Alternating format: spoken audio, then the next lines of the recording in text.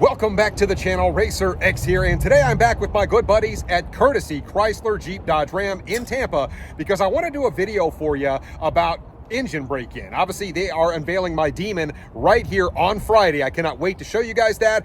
And one of the things that I have been told multiple times is make sure you break that Demon in the right way. And so today we're going to talk about, is engine break-in kind of a overhyped thing, or is it really, really important? Today I will give you all of the details. If you guys are brand new to my channel, don't forget, hit subscribe right over here in the corner, and off we go.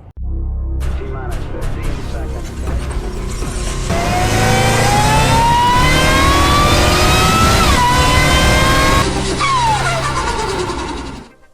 My partners over at Dream Giveaway are doing an epic contest right now on a two-car giveaway, both of them Hemi equipped, an old school and a new school offering, a 1971 Charger Super Bee and a 2023 Charger Hellcat that has been converted into a Hellbee. And boy, these things look absolutely fantastic. And right now, if you guys enter my code RacerX, you get double the entries for the same amount of money. So go check out Dream Giveaway. Their website is absolutely amazing. They're doing an awesome giveaway on a Demon right now as well. I've already entered for both of these two cars. I can't wait to see who wins. Matter of fact, if one of my subscribers wins one of these contests, I mentioned to you guys that I would do a dedicated video on you and your brand new car. I absolutely would love the opportunity to do it. So guys, if you haven't entered already, go to Dream Giveaway, enter RacerX, and enter to win. And I hope one of you guys gets to do a video with me.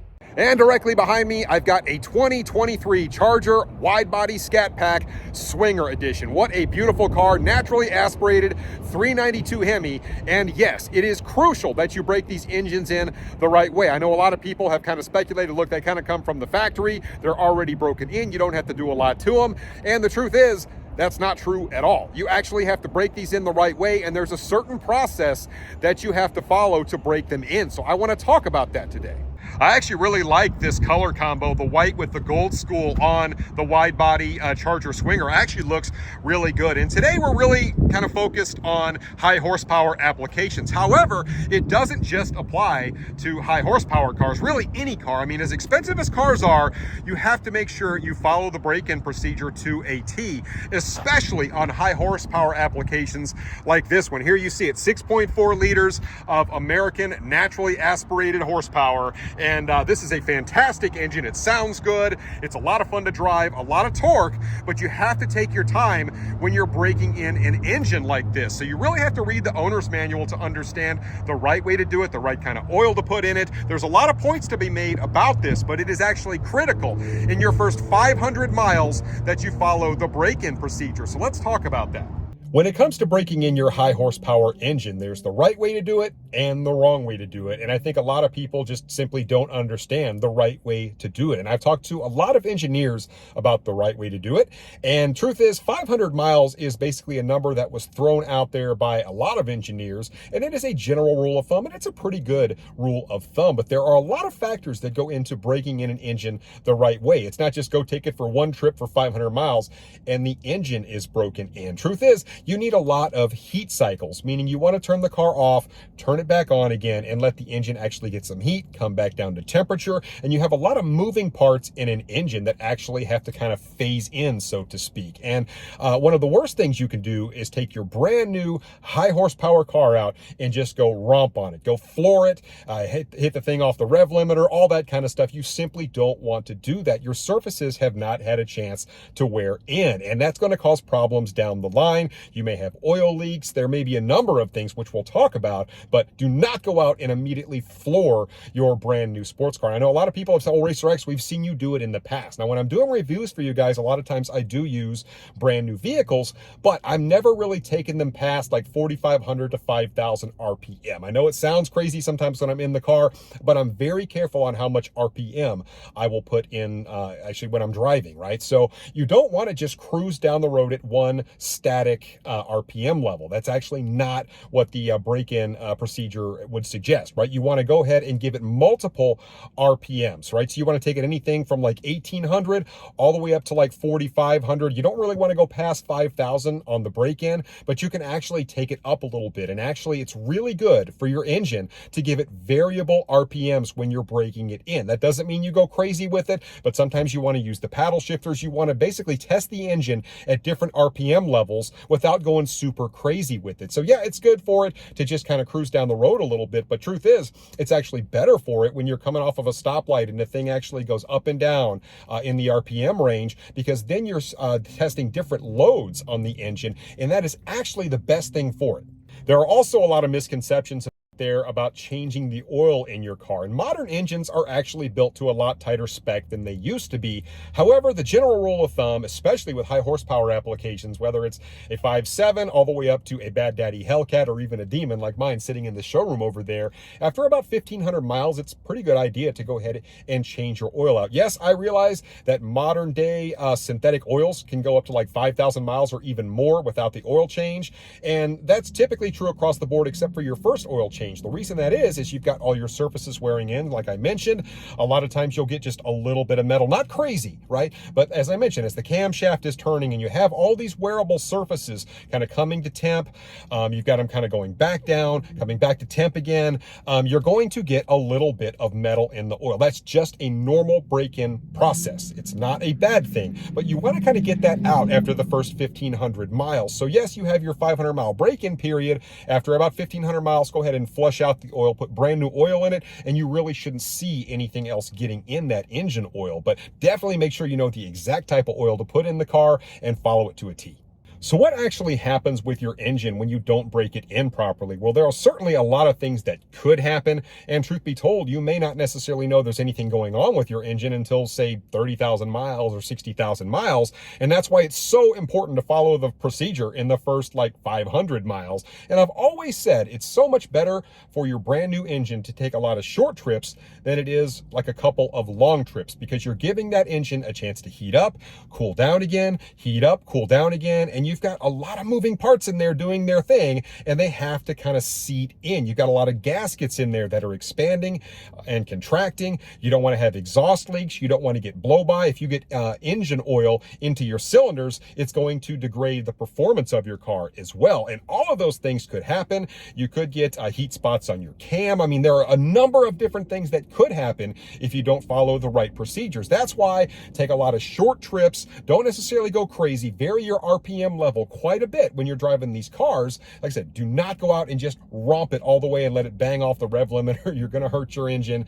and you don't want to shock that engine and then all of a sudden have it go cool down and just drive the crap out of it again. I mean, that just spells disaster. Chances are your oil is going to start leaking around, and it can really be a bad thing. Plus, you've got other moving parts in your car, right?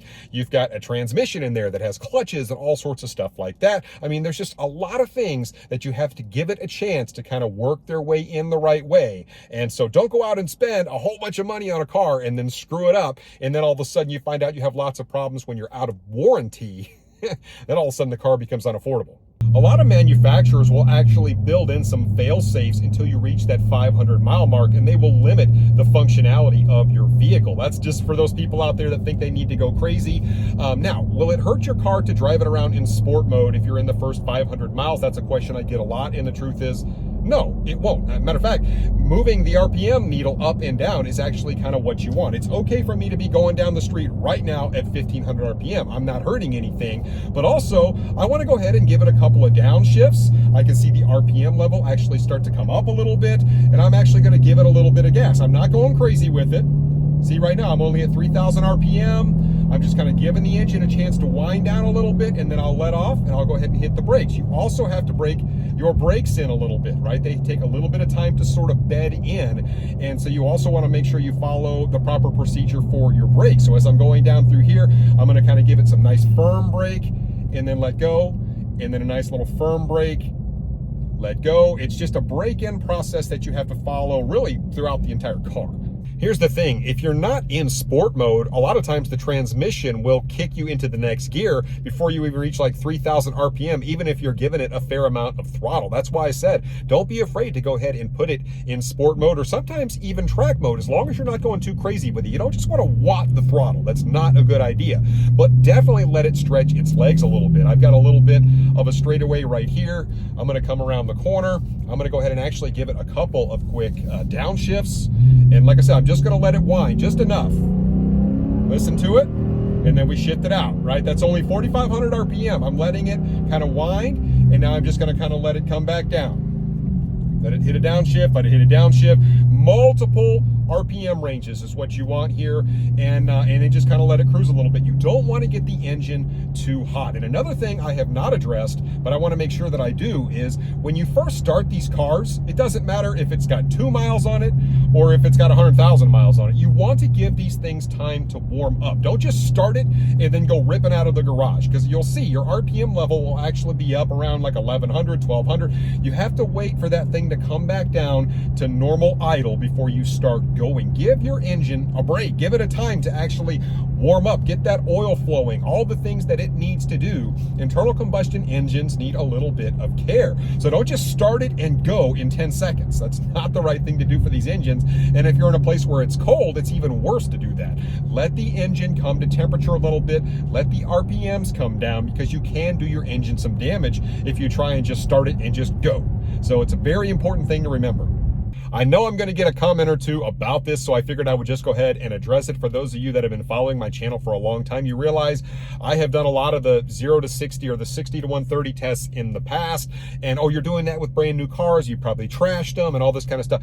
Truth is, when I did those videos, I always tried to pick cars that were used for that very reason. I mean, that was the whole point of it, right? I tried to pick cars that were not brand new, that were used, and because you just simply don't want to go super crazy with a brand new engine. And like, the engine will put up with some abuse even when they're brand new. Like I said, it's more of the problems that occur down the line. And when you first get into a car, no matter what you do, when you drive it a little bit, it will smell a little bit funny as those engine components kind of expand, contract. You got your exhaust manifold expanding when it gets hot. There's a lot of things that move around just a little bit when the engine gets up to temperature. So it's perfectly normal for the car to smell just a little bit funny when you get out of it when it's brand new. So don't be super alarmed by that. Like I said, just don't go crazy with it when you first get it, and you're typically going to be just fine. One other thing that I've heard is you're not supposed to go above 70 miles an hour in these cars when they're brand new. There's no truth to that whatsoever. That doesn't mean I'm telling you guys to go out and do 130, because there's always those people that will take things to the next level. But your car will absolutely be fine going 70 mile an hour, going 80 miles an hour when it's brand new. Like I said, as long as you're just not downshifting it and watting it to 6,000 RPM, you actually want to see it get some RPMs in it. And when you're cruising at 70, if you're just in street mode, you're only making like 1,800 RPMs. You're not hurting the engine at all. So something to be mindful of. Over the course of the next few weeks, I will be breaking in my Demon using this exact process. No, I will not be going crazy with it. As much as I would love to leave the dealership in a giant cloud of smoke, I'm going to be responsible with this car. I feel very lucky to have it. I'm going to break it in the right way, so that way I can get it out on the dyno, I can get it to the racetrack, have fun with it, and have a little peace of mind that I did it the right way. Well, that's about it for this one, guys. I just wanted to put a little bit of information out there, factual information about the right way to break in your high horsepower engine. Very, very important for the longevity of that engine that you do it the right way. Let me know what you guys think. Have you used different break-in procedures in the past? Hit me up in the comments down below, and I will catch you on the next one. So until then, RacerX.